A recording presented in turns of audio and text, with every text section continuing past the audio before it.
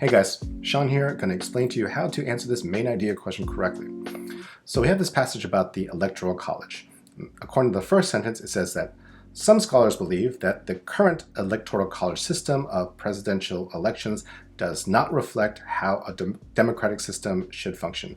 This sentence is just explains the process of how the Electoral College system works.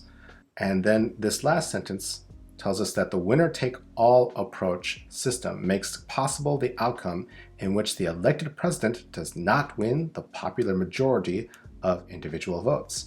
So that kind of shows how it reflects it's not perfectly democratic.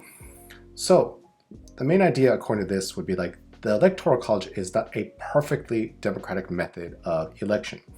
So we want to find an answer that's close to this kind of idea.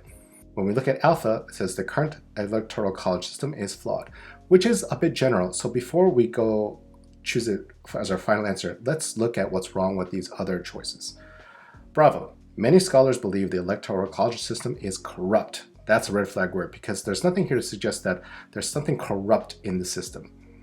Charlie says the elected president never wins the majority. Now, this absolute word makes this wrong because the last sentence clearly indicates that it's possible for this outcome to happen. It doesn't always or never happen.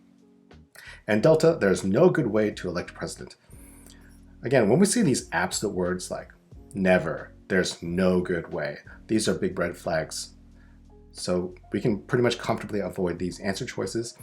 And in this passage, there's no reference to any other type of election, so there's nothing to compare with, so we can't choose this answer.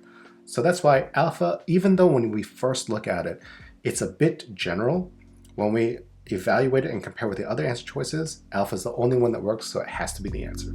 Got it?